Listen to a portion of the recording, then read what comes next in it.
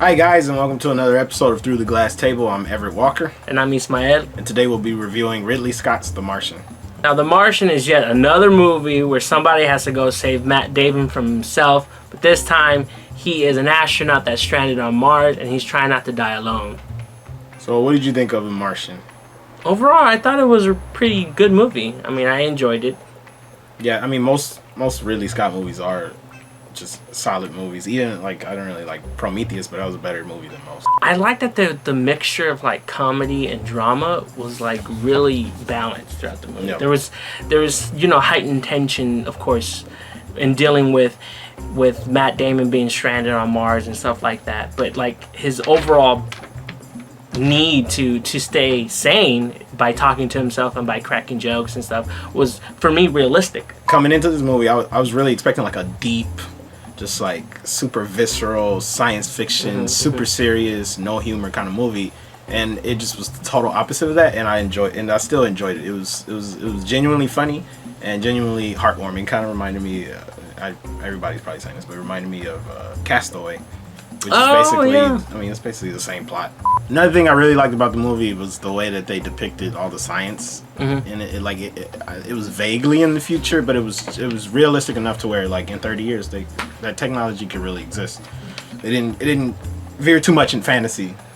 I see. And I thought that was really cool. That made me pay attention to the story more because I didn't have to understand how they were getting there. You know, it wasn't which is a good thing because it wasn't too complex.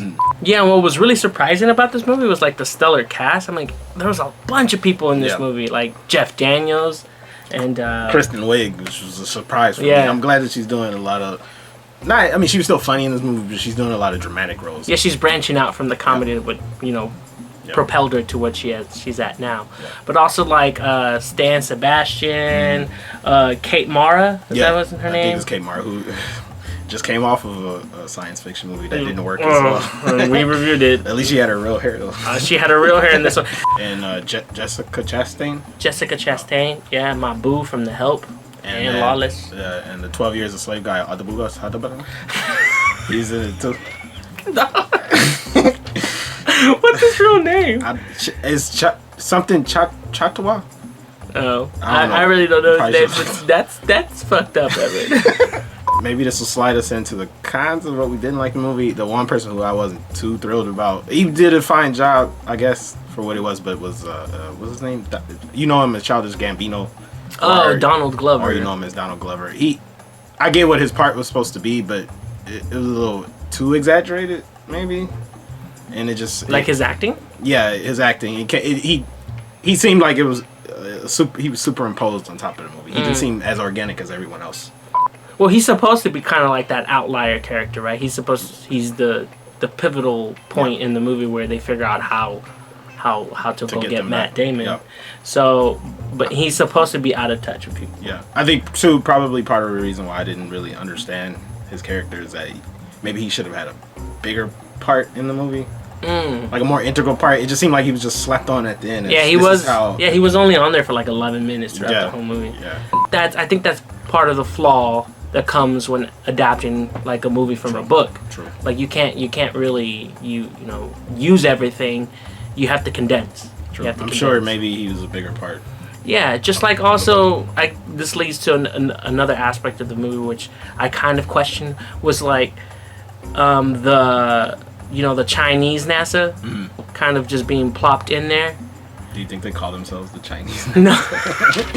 Another thing that essentially all these problems that I had and even what you had were minor because this is a really good movie, but some of the humor where Matt Damon was by himself, it came off a little corny. I think as a whole, all the humor worked, but most of the humor that was really working was whenever it was an ensemble cast. I think sometimes when it was Matt Damon by himself, it was trying too hard to be cute, which is fine, and it wasn't bothersome, but it was just one humor worked more than the other. That's the only other thing I have. So overall, what would you give the movie? I would give it Having trouble? I don't want to give it a 5 out of 5, but I guess I do. Wow, 5 out of 5. I like it was a good, solid movie. It didn't advance the cinema in any kind of new direction. It was just a really well written movie. I gave it a 4 out of 5 just because I don't want to be the same as you. But like no, like it's a really, really great movie. It's well balanced. You know, hits all the points. Maybe the pacing's a little off. It was a little off for me, but it didn't distract me. Like it didn't distract me at all. Thanks for watching, guys. Please subscribe, leave any comments that you like, and let us know how we're doing. We also want to give a shout out to my uncle DJ Don Johnson for making these cool ass shirts, you know, with our logo on them. You can't really see mine. It's like kind of stuck between my armpit and my titties.